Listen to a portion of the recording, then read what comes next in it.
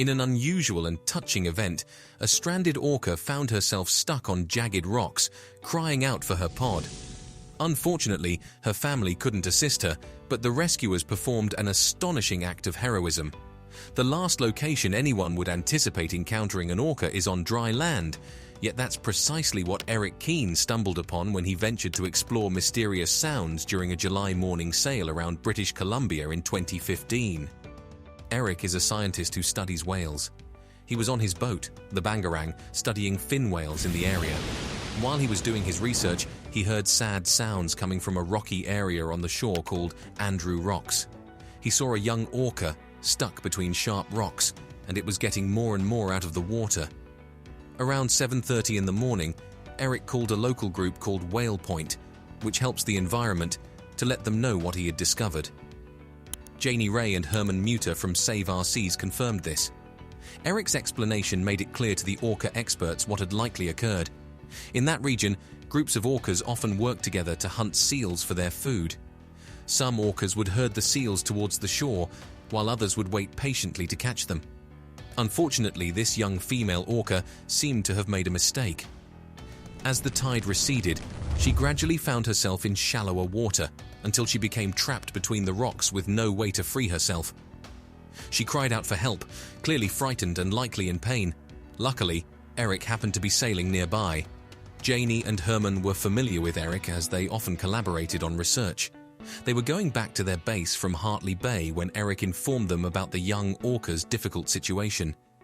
Janie and Herman understood the urgency of the situation and recognized the need for all the assistance they could gather. While heading northward to rendezvous with Eric in Squally Channel, they simultaneously reached out to two marine organizations, Gitka's Guardians in Hartley Bay and Fisheries and Oceans Canada, DFO, urgently notifying them about the dreadful difficulty of the young orca.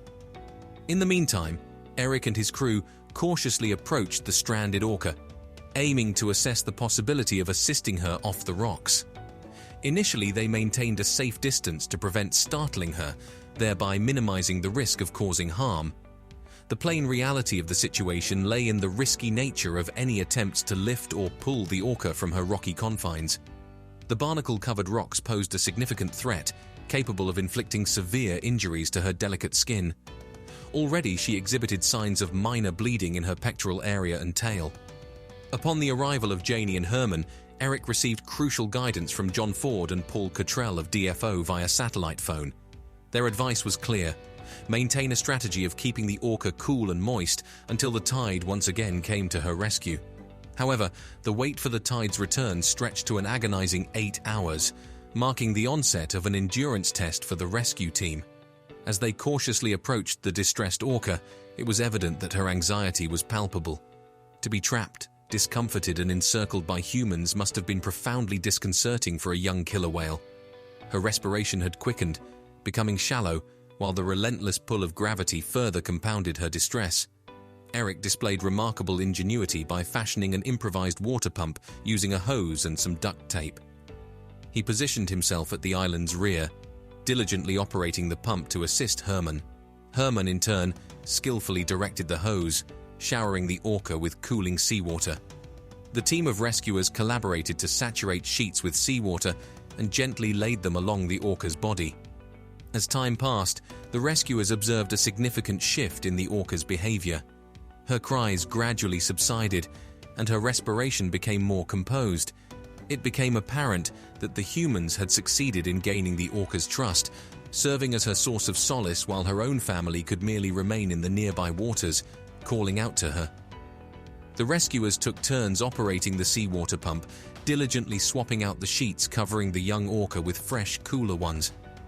They noticed that the orca calf's dorsal was in danger of drying out, prompting them to employ a pillowcase from Eric's boat, moistened with seawater, to conceal her fin.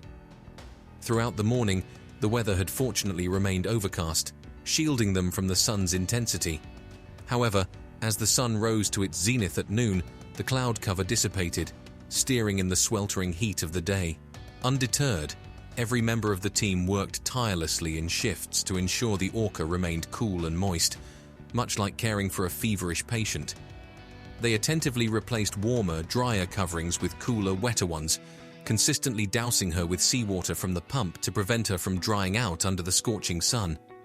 The rescuers couldn't help but ponder the potential dire outcome had Eric not heard the orca's distress calls. Up until that point, they had refrained from covering the orca's head, as they were concerned it might induce panic by abruptly obstructing her sight, rendering her even more vulnerable.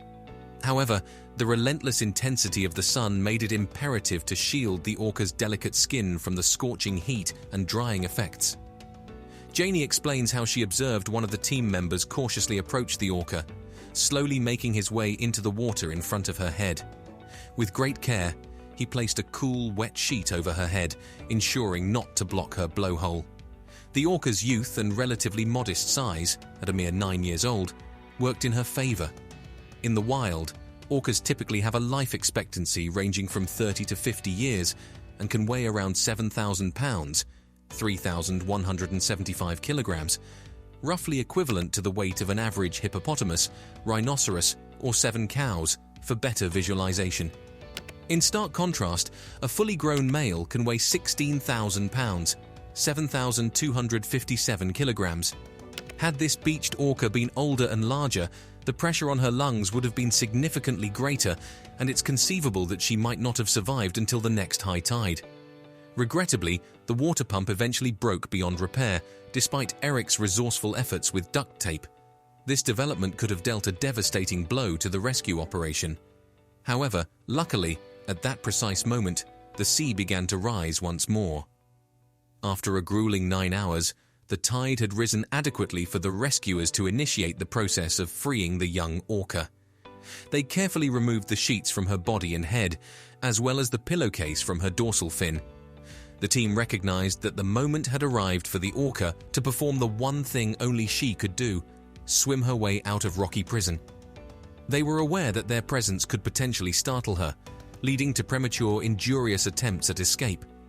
In a gesture of caution and care, they walked away from the scene, climbed a nearby cliff to observe and await developments.